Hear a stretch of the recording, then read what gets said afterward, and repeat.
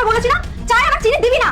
Madam আপনি তো ভালোভাবে বলতে পারতেন, এই গরম চাটা আমার মুখে ছুঁড়ে কেন মারলেন? তোকে আমি কতবার বলবো, একটা কথা বারবার বলতে না একদম ভালো লাগে না। ধর যা চাটা আবার করে নিয়ে আয় যা। ঠিক আছে ম্যাডাম।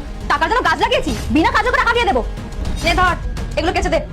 কিন্তু ম্যাডাম এগুলো তো আমি কালই কেচে দিয়েছিলাম। কাল কাছে তো কি হয়েছে, আর কেচে দিয়েছো তুমি ওয়াশিং মেশিনে, হাত দিয়ে তো কাচিসনি। এগুলো ঠিক করে পরিষ্কার হয়নি, আমি দেখেছি। আজকে ভালো করে হাত দিয়ে পরিষ্কার করে কাজ, আর যেন পরিষ্কার হয়। ঠিক আছে ম্যাডাম। এমনি আমি টাকা দিচ্ছি ওকে। আমি সবে ঘরটা মুছেছি, একটু শোকাক তারপর আপনি ঢুকুন। এই শর্ত আমাকে ডিস্টার্ব করিস না। আর তুই কি বললি, তুই ঘর মোছার জন্য ওকে আমি টাকা দিয়ে কাজ করাচ্ছি, ফ্রিতে না। এনে এই টাকাটা রাখ। না না সাহেব, এতগুলো টাকার আমার কোনো প্রয়োজন নেই। আর এই টাকাটা তুই রাখ, এই টাকার যোগ্য তুই। রাহুল, তুমি মন্দিরাকে এতগুলো টাকা কেন দিচ্ছ?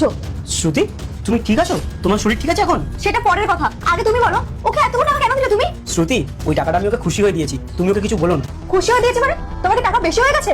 আর মন্দিরা সারাদিন ঘরে একটাও কাজ করে না, যার জন্য ওকে অতগুলো টাকা দিতে হবে। আর তার থেকে বড় কথা, আমি ওকে কম টাকা স্যালারি দিই, আমি ওকে অনেক টাকা স্যালারি দিই। যতটা ও কাজ করে তার থেকে বেশি স্যালারি ও পায়। মন্দিরা ভালো ভালো বলছে টাকাটা ফেরত দে।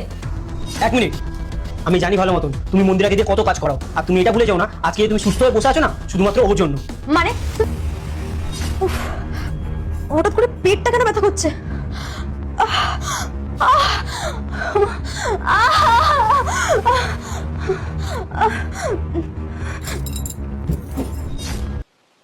মাকে ভালোবাসলে সাবস্ক্রাইব করুন আর বাবাকে ভালোবাসলে লাইক করুন।